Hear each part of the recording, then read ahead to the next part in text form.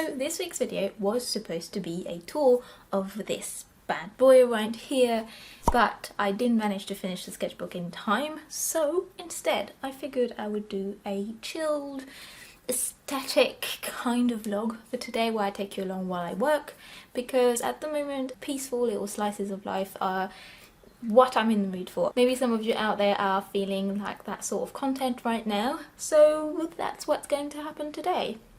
The plan for today was to package all the sale orders. I've done most of them already, but I had a few more in the past few days, so finished those. And I'm gonna try and fit in some sketching because it's absolutely beautiful and it's sunny, and we're lucky enough to have a garden, a communal garden to our apartment building, but no one ever uses it. So I'm gonna go in there and just lie in the grass for a bit, do some drawing and take you with me. We're very, very, very privileged to have that garden, so if I can share it in any way with you guys, or in a way that's safe right now with you guys, then I'm gonna do my best to do so. Thank you to all of you that ordered something on the sale. The sale is still going on my store. The link is below in the description. I've got 20% off everything on the store, and it ends on the 31st of March, so you still have a couple days to get anything that you'd like at a reduced price. And if you have already taken advantage of it, thank you so much. I'm very, very grateful at the best of times, but I'm even more touched right now because everything's gotten a whole bunch harder for everyone. So the fact that some of you are able to support me means the world. Thank you so much to all of you for supporting me in all the ways you support me. I'm going to finish packaging the orders and then I'll pick you up once I go down to take advantage of the sun before it's gone in the garden.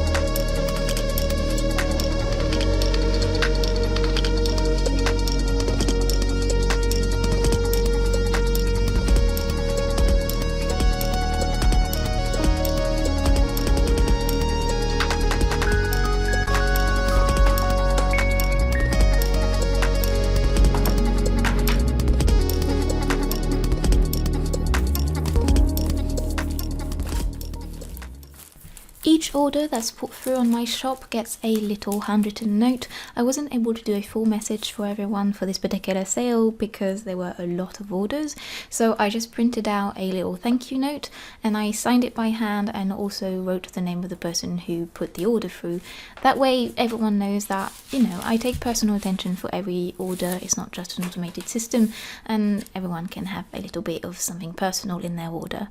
I also printed out some little bookmarks, nothing fancy. They're not like laminated or anything. I just pretty much did a small vertical print with some of my landscape paintings. They are calming paintings, and I figured a few people are probably stuck inside not knowing what to do or planning on reading a bunch more. So, you know, having a bookmark is probably something a bit nice to receive for free in an order in these particular times. So I figured I'd add that to the bunch. A really lovely collector of mine also ordered one of my original 2018 Inktober drawings, and it needed some touch-ups, so I took some time to clean up the background and give it an extra shine and an extra polish before I send it off. I take extra care when packaging originals. I make sure that they don't move around in the envelope by sticking them down at each corner like this. They all are in plastic sleeves to protect them, and then I package them extra well between two thick boards so that nothing moves, nothing is affected by the weather. If it does, it's not possible to bend it unless you really, really, really want to, which, you know, sometimes the post office seems to really want to bend things that aren't supposed to be bended. But anyway, and then extra little personal touch, and then it's off. I have a specific arrangement of the post office where I can literally just pop in and drop things off in a specific spot, and then they take care of all the shipping, so I don't have to interact with anyone and I don't have to spend any more time in the post office than is necessary, which right now, I'll be honest, is perfect. Okay, I think it's time for me to go outside before I lose the sun. It's gorgeous outside, but I don't think it's very warm, so I'm going to put a jumper on. And I'm going to get myself a bag ready and we're going to pop outside and enjoy the sun while it's still out. I don't know how long I'll be outside for because I suspect it is a bit cold, but we'll see.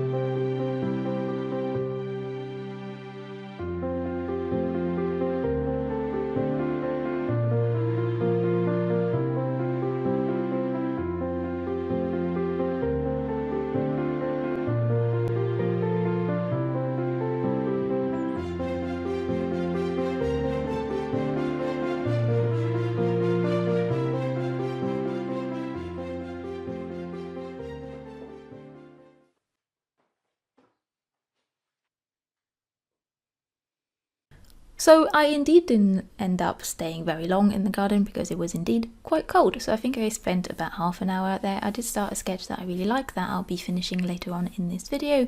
But once I got back inside, I decided I would do some very low pressure sketching and just pretty much doodling in my sketchbook to try and fill it up.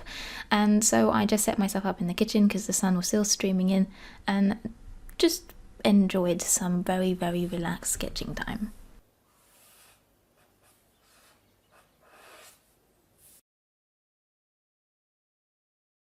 Lately, I have been really enjoying using these coloured brush pens. I think they're Faber-Castell PITT artist pens. I never really liked drawing just straight in pen before, but this year I decided I wanted to be a lot looser in my sketchbook. I've been quite controlled so far. I do, as you may have noticed, fairly finished sketches, and I tend to do that on every page. And as a result, it means I'm fairly tense in my sketchbook, and I feel like every time I need to sit down to draw, I need to come up with a finished piece. But that's not very productive. It's not actually that good for both my mental health and my skill level. Doodling is very good to loosen up and find ideas, and I've been trying to train myself to do that a bit more this year. And I found that using coloured brush pens is something that seems to agree with me, and something that really leads me to filling up pages quite fast in a way that I feel really is satisfying and really fulfilling. And so I've been doing that quite a lot. When I do the sketchbook tour, you'll be able to see how much I've been doing that in my sketchbook. But this video here is a prime example of that practice that I've started to incorporate a whole lot more in my sketchbook. Something some of you have noticed I don't do when I do doodle also is cover up anything that I don't like. I don't really care if I don't like something in a sketchbook. I'm not trying to have really perfect sketchbook pages. I'm mainly just trying to do idea iteration, so coming up with different concepts and trying to come up with lots of different ideas. Even if they're not good, it doesn't matter. And I'm also trying my best to be okay with not liking something. So if I cover it up, to me, it affects how I perceive my sketchbook, and I'm going to try and get pages more perfect than I think is productive. And so I'm actively trying to be okay with seeing things I don't like in my sketchbook, because it helps me distanciate myself from the feeling of not liking something, and it helps me de-dramatize the whole process also. Something I have started doing, however, because I'm doing a lot more quick sketches, nonsensical sketches as you see here, I'm inevitably gonna stumble onto something that I don't like. So this weird virus head that I was drawing earlier obviously didn't work out for me. So instead of completely covering it up, I draw on top of it. I can still see it, I still know that the idea was there. I'm not trying to erase it from my memory, but I covered it up with something I preferred. So I quite like that layered look. It's something that I really enjoy in my sketchbook at the moment. I don't know, it feels satisfying to have so much stuff on the page that not everything could fit. It's quite satisfying to me. This is not a dish on anyone who wants to cover up anything in your sketchbook. You work in your sketchbook exactly how you want to work in your sketchbook. It's completely up to you. I was just more answering the questions of a few people who noticed that I don't tend to kind of cover things up if I don't like them in previous sketchbook tours. But yeah, here's a weird sketchbook page for you that ended with a butterfly and an ice cube, because why not?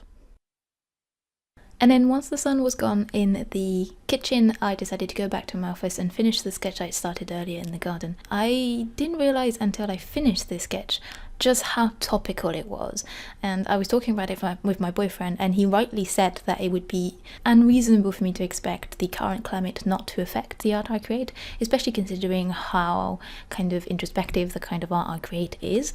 But it was interesting to me that the idea came to me quite a few days ago. It wasn't me trying to express what was going on in the world, but clearly it affects me quite deeply, as it does everyone else, and so it obviously seeped into the themes I'm currently interested in representing. So this piece is obviously something that to me feels very topical and to me feels very personal. It expresses part of my frustration at not being able to help more. It expresses part of my fears, and it also expresses my admiration towards all the people who are in the line of fire right now and who are putting so much of their own lives at stakes to help everyone else. This sketch is obviously fairly dark, but it's also meant to be tender, it's also meant to be kind, it's also meant to be me expressing admiration and love for everyone out there who is helping out, and pretty much everyone out there who is going for the same thing everyone else is. So yeah. This was done without any references. I think I may have looked up an image of a gas mask just because I'm not entirely sure what they look like, but generally speaking the poses of the characters were done without any references, which is nice because I feel like I'm getting more and more comfortable coming up with my own poses, particularly hands. I'm more and more comfortable drawing hands without any references, so I'm really happy with this hand that I'm drawing right now. It was really hard for me to come up with a pose, but I knew exactly what I wanted to draw, and I'm really happy that I came up with the pose that I wanted in the end. It was a lot of trial and error, but it turned out how I wanted it to turn out. I'm preparing a Skillshare course on how to draw hands. I've been saying that for a very long time, so it's possible it will never come out. No, I'm committed to getting it out at some point or another. I just can't guarantee when, but I'm definitely finding it more and more comfortable drawing hands, and I'm coming to a point where I'm comfortable starting to teach it to others. So if you're interested in that, let me know in the comments. It'd be a nice form of encouragement for me to actually finish the bloody course. Anyway, this is my drawing for today. I really like it. I don't know if I'll ever turn it into a painting because I don't know, I like the raw form of the sketch in this one because it comes from raw emotion, so I find that the sketch form suits it quite well. But anyway, I hope that you guys enjoyed this video. I added a little extra bonus footage right at the end where I removed the tape from the drawing, all with ASMR sounds and all that. So if you want some nice juicy peeling tape action, wait until after the end screen for this video. And in the meantime, I hope that you guys are as well as circumstances allow, and I'm sending you tons and tons and tons and tons of love, and I'll see you very soon for hopefully a sketchbook tour this time. See you very soon.